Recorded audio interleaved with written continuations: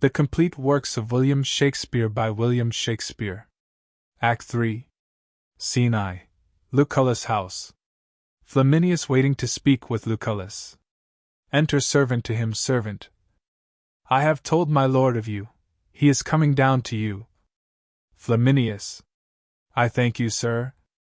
Enter Lucullus' servant. Here's my lord. Lucullus. Aside, one of Lord Timon's men? A gift, I warrant. Why, this hits right. I dreamt of a silver basin, and you are tonight. Flaminius, honest Flaminius, you are very respectively welcome, sir. Fill me some wine. Exit servant. And how does that honorable, complete, free-hearted gentleman of Athens, thy very bountiful good lord and master? Flaminius. His health is well, sir.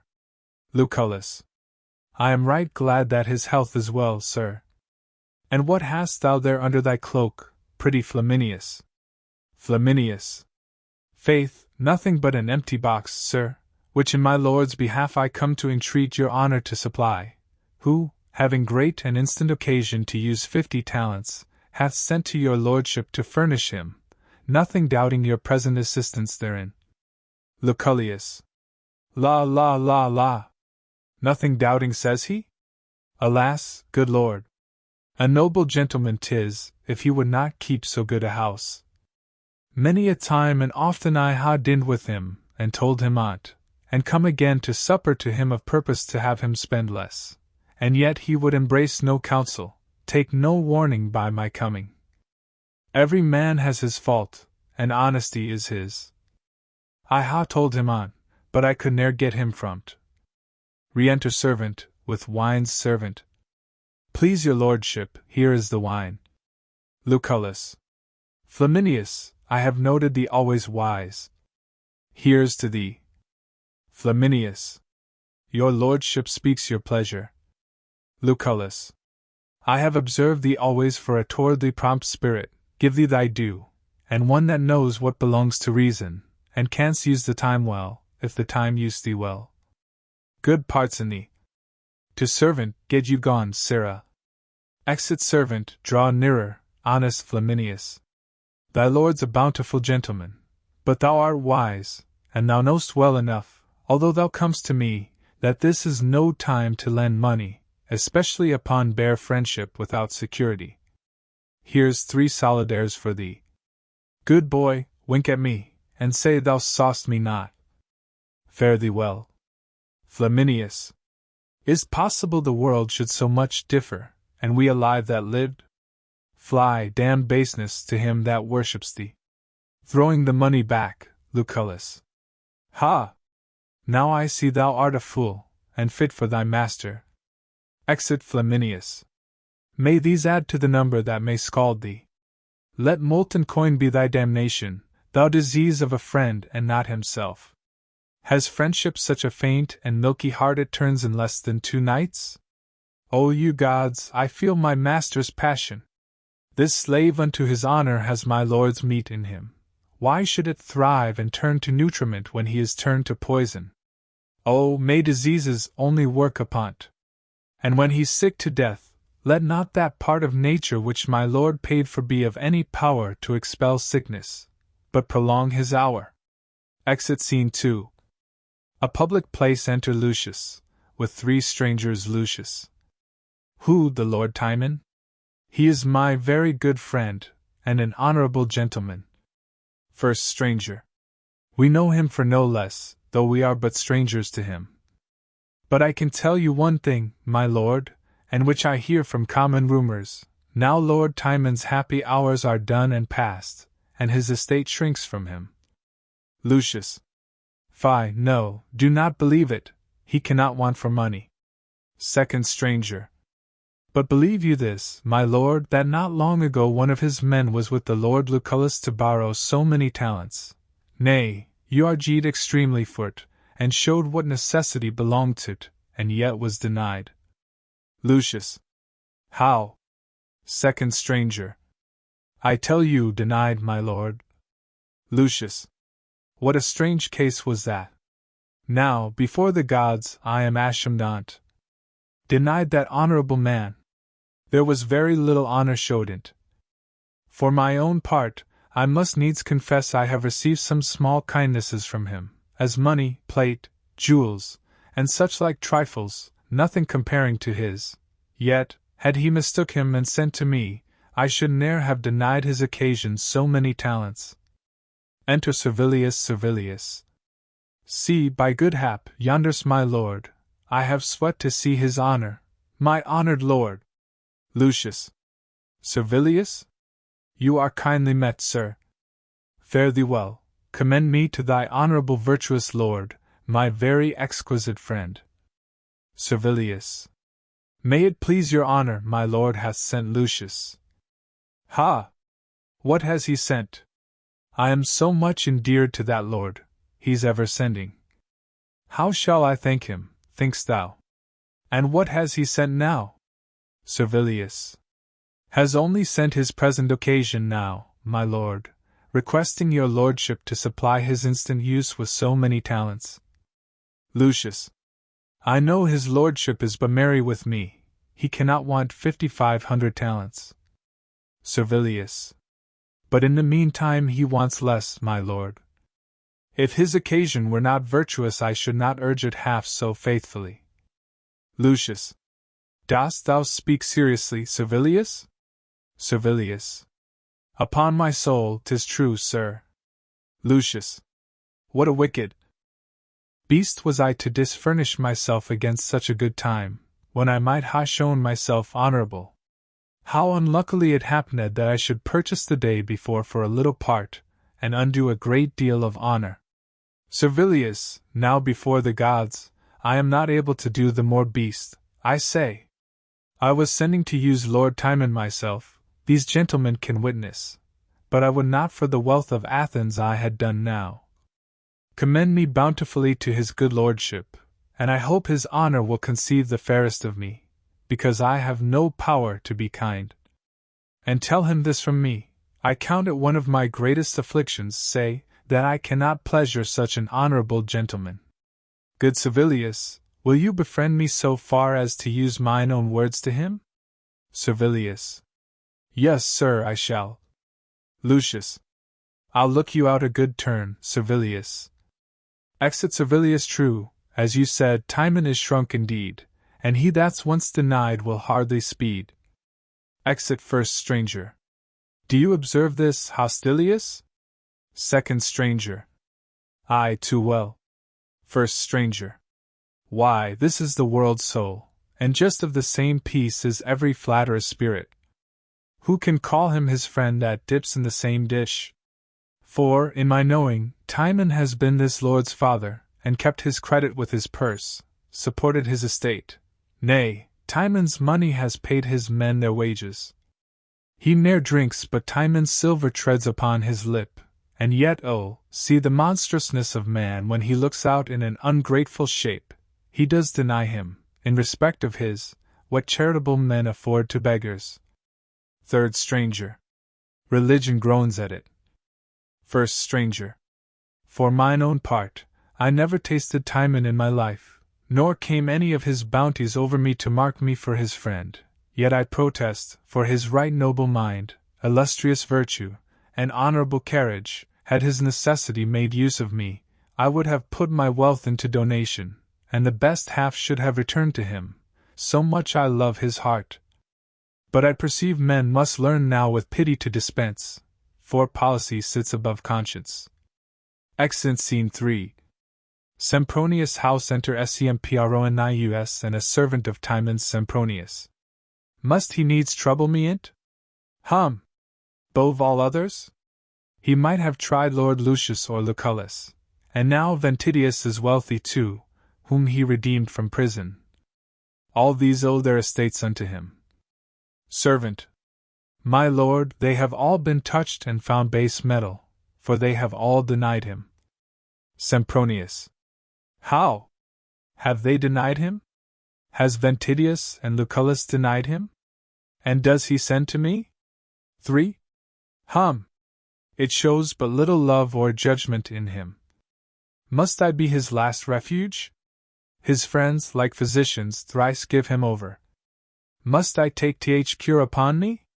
Has much distract me't, I'm angry at him, that might have known my place. I see no sense for't, but his occasions might have wooed me first, for, in my conscience, I was the first man that e'er received gift from him. And does he think so backwardly of me now that I'll requite it last? No, so it may prove an argument of laughter to rest, and I mongst lords be thought a fool. I'd rather than the worth of thrice the sum had sent to me first, but for my mind's sake, I'd such a courage to do him good. But now return, and with their faint reply this answer join, who bates mine honor shall not know my coin. Exit servant. Excellent.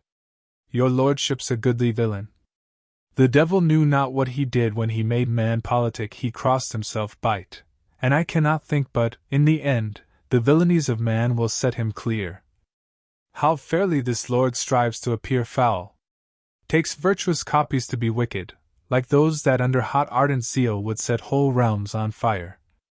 Of such a nature is his politic love. This was my lord's best hope, now all are fled, save only the gods.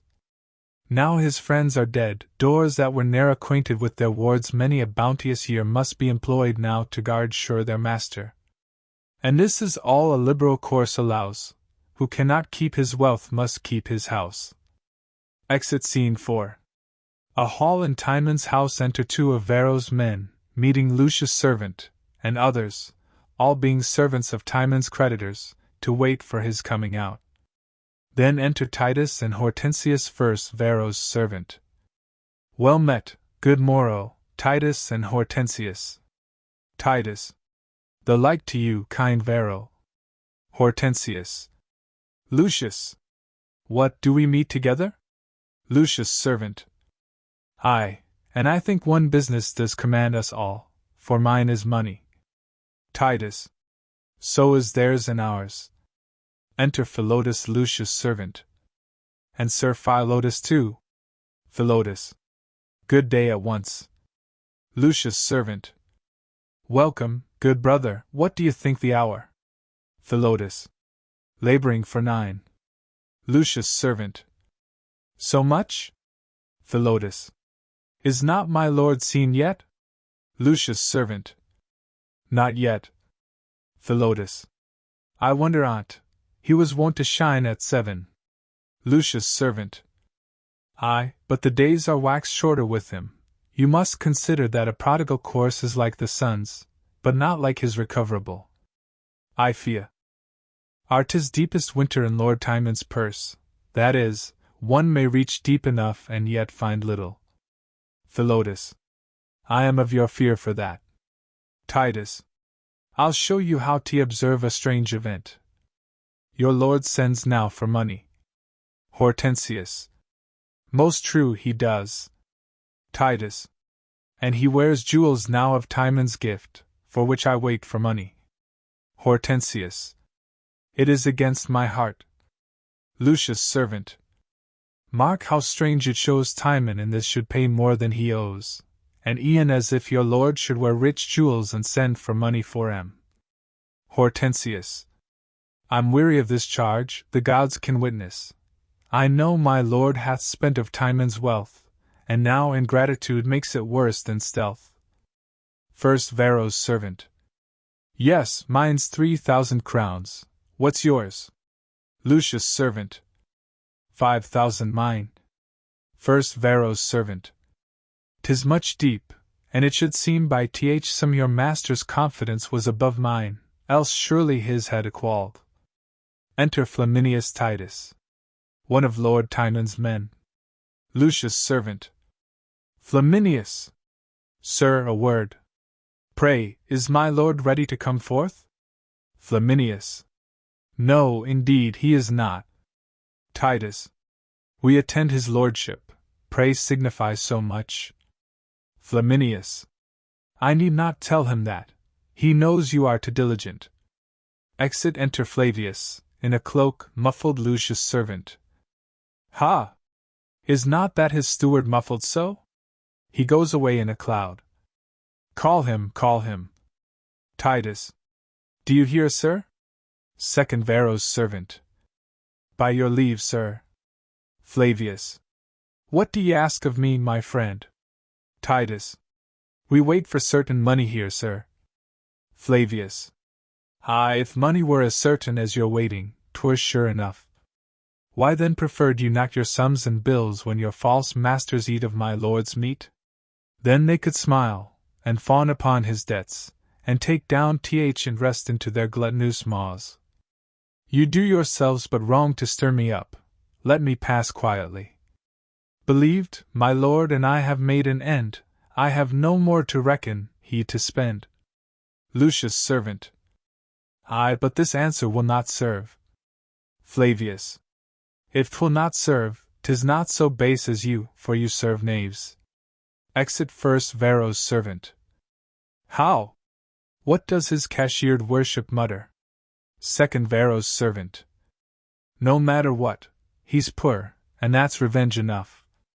Who can speak broader than he that has no house to put his head in? Such may rail against great buildings. Enter Servilius Titus. Oh, here's Servilius. Now we shall know some answer. Servilius. If I might beseech you, gentlemen, to repair some other hour, I should derive much from't, for taked of my soul, my lord leans wondrously to discontent. His comfortable temper has forsook him, he's much out of health and keeps his chamber. Lucius' servant. Many do keep their chambers are not sick, and if it be so far beyond his health, methinks he should the sooner pay his debts, and make a clear way to the gods. Servilius. Good gods. Titus. We cannot take this for answer, sir. Flaminius. Within, Servilius, help. My lord! My lord! Enter Timon, in a rage, Flaminius following Timon. What are my doors opposed against my passage? Have I been ever free, and must my house be my retentive enemy my jail? The place which I have feasted, does it now, like all mankind, show me an iron heart? Lucius' servant. Put in now, Titus. Titus. My lord, here is my bill. Lucius' servant. Here's mine. Hortensius. And mine, my lord. Both Varro's servants. And ours, my lord. Philotas. All our bills. Timon. Knock me down with them, cleave me to the girdle. Lucius' servant. Alas, my lord Timon. Cut my heart in sums. Titus. Mine 50 talents. Timon. Tell out my blood. Lucius' servant. 5,000 crowns, my lord. Timon. 5,000 drops pays that. What yours? And yours? First Varro's servant. My lord second Varro's servant. My lord Timon. Tear me, take me, and the gods fall upon you. Exit Hortensius. Faith, I perceive our masters may throw their caps at their money. These debts may well be called desperate ones, for a man owes them. Exit re-enter Timon and Flavius Timon. They have e'en put my breath from me, the slaves. Creditors? Devils! Flavius. My dear lord Timon. What if it should be so? Flaminius. My lord Timon. I'll have it so. My steward. Flavius. Here, my lord. Timon. So fitly? Go, bid all my friends again, Lucius, Lucullus, and Sempronius all. I'll once more feast the rascals. Flavius. O my lord, you only speak from your distracted soul. There is not so much left to furnish out a moderate table. Timon. Be it not in thy care. Go, I charge thee, invite them all, let in the tide of knaves once more, my cook and I'll provide. Exit Scene B. The Senate House enter 3 senators at one door, Alcibiades meeting them, with attendants first senator. My lord, you have my voice to't, the fault's bloody. 'Tis necessary he should die, nothing emboldens sin so much as mercy. Second senator. Most true, the law shall bruise him. Alcibiades. Honor, health, and compassion, to the Senate. First Senator. Now, Captain? Alcibiades. I am an humble suitor to your virtues. For pity is the virtue of the law, and none but tyrants use it cruelly. It pleases time and fortune to lie heavy upon a friend of mine, who in hot blood hath stepped into the law, which is past depth to those that without heed do plunge into't. He is a man, setting his fate aside, of comely virtues, nor did he soil the fact with cowardice and honor in him which buys out his fault, but with a noble fury and fair spirit, seeing his reputation touched to death, he did oppose his foe, and with such sober and unoated passion he did behove his anger ere 'twas spent, as if he had but proved an argument. First Senator.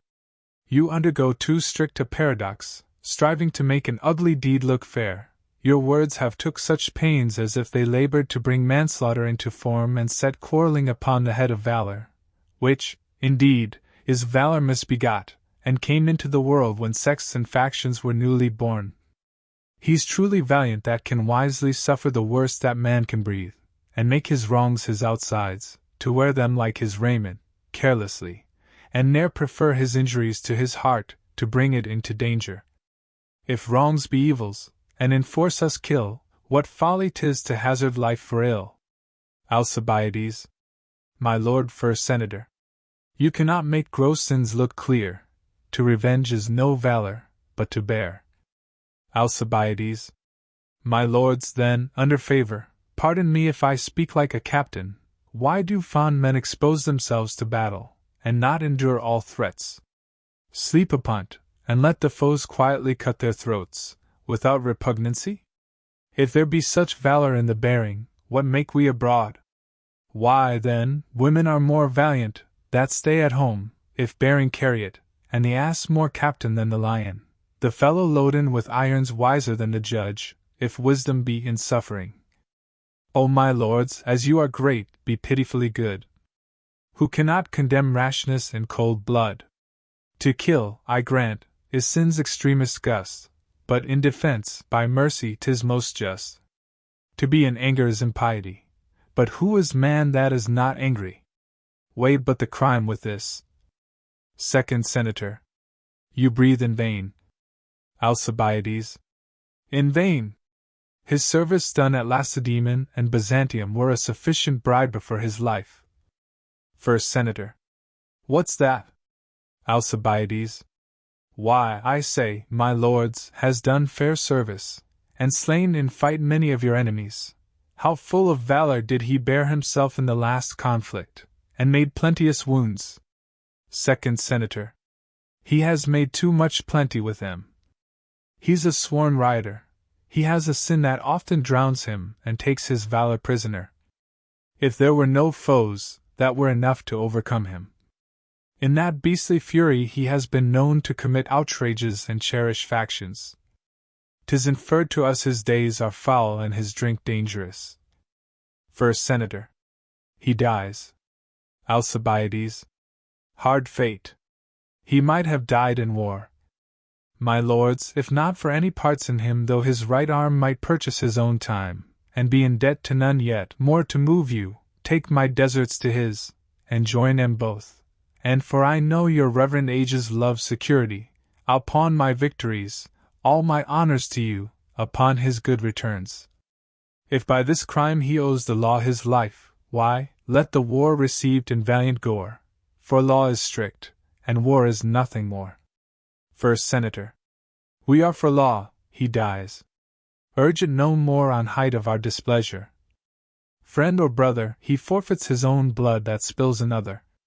Alcibiades. Must it be so? It must not be. My lords, I do beseech you know me. Second Senator. How? Alcibiades. Call me to your remembrances. Third Senator. What? Alcibiades. I cannot think but your age has forgot me. It could not else be I should prove so base to sue, and be denied such common grace. My wounds ache at you. First Senator. Do you dare our anger? 'Tis in few words, but spacious in effect. We banish thee forever. Alcibiades. Banish me. Banish your dotage. Banish usury that makes the Senate ugly. First Senator. If after 2 days shine Athens contain thee, attend our weightier judgment. And not to swell our spirit, he shall be executed presently. Exeunt Senators Alcibiades. Now the gods keep you old enough that you may live only in bone, that none may look on you. I'm worse than mad. I have kept back their foes, while they have told their money and let out their coin upon large interest. I myself rich only in large hurts. All those for this? Is this the balsam that the usuring Senate pours into captains' wounds? Banishment. It comes not ill. I hate not to be banished. It is a cause worthy my spleen and fury, that I may strike at Athens. I'll cheer up my discontented troops, and lay for hearts. 'Tis honor with most lands to be at odds. Soldiers should brook as little wrongs as gods. Exit Scene 6. A banqueting hall in Timon's house. Music. Tables set out, servants attending. Enter divers lords, friends of Timon, at several doors. First Lord. The good time of day to you, sir. Second Lord. I also wish it to you. It. Hink this honorable lord did but try us this other day. First Lord. Upon that were my thoughts tiring when we encountered. I hope it is not so low with him as he made it seem in the trial of his several friends. Second Lord. It should not be, by the persuasion of his new feasting. First Lord. I should think so. He hath sent me an earnest inviting, which many my near occasions did urge me to put off, but he hath conjured me beyond them, and I must needs appear. Second Lord.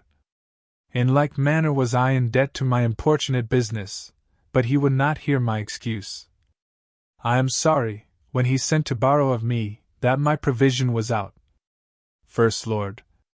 I am sick of that grief too, as I understand how all things go. Second Lord. Every man hears so. What would he have borrowed of you? First Lord. 1,000 pieces. Second Lord. 1,000 pieces. First Lord. What of you? Second Lord. He sent to me, sir, here he comes. Enter Timon and attendants Timon. With all my heart, gentlemen both. And how fare you? First Lord. Ever at the best, hearing well of your lordship. Second Lord. The swallow follows not summer more willing than we your lordship. Timon. Aside, no more willingly leaves winter. Such summer birds are men. Gentlemen, our dinner will not recompense this long stay. Feast your ears with the music awhile. If they will fare so harshly, oth trumpets sound, we shall to presently. First Lord. I hope it remains not unkindly with your lordship that I returned you an empty messenger. Timon. O sir, let it not trouble you. Second Lord. My noble Lord Timon. Ah, my good friend, what cheer! Second Lord. My most honorable lord, I am e'en sick of shame that, when your lordship this other day sent to me, I was so unfortunate a beggar. Timon. Think not on't, sir. Second Lord. If you had sent but 2 hours before, Timon, let it not cumber your better remembrance. The banquet brought in, come, bring in all together. Second Lord. All covered dishes. First Lord. Royal cheer, I warrant you. Third Lord. Doubt not that, if money and the season can yield it. First Lord. How do you? What's the news? Third Lord. Alcibiades is banished. Hear you of it? First and Second Lords. Alcibiades banished. Third Lord. 'Tis so, be sure of it. First Lord. How? How? Second Lord. I pray you, upon what? Timon. My worthy friends, will you draw near? Third Lord. I'll tell you more anon. Here's a noble feast toward. Second Lord. This is the old man still. Third Lord. Well told? Well told? Second Lord. It does, but time will, and so. Third Lord. I do conceive. Timon. Each man to his stool with that spur as he would to the lip of his mistress. Your diet shall be in all places alike. Make not a city feast of it, to let the meat cool ere we can agree upon the first place. Sit, sit. The gods require our thanks, you great benefactors, sprinkle our society with thankfulness. For your own gifts make yourselves praised, but reserve still to give, lest your deities be despised. Lend to each man enough, that one need not lend to another, for were your godheads to borrow of men, men would forsake the gods. Make the meat be beloved more than the man that gives it. Let no assembly of 20 be without a score of villains. If there sit 12 women at the table, let a dozen of them be as they are. The rest of your foes, O gods, the senators of Athens, together with the common lag of people, what is amiss in them, you gods, make suitable for destruction.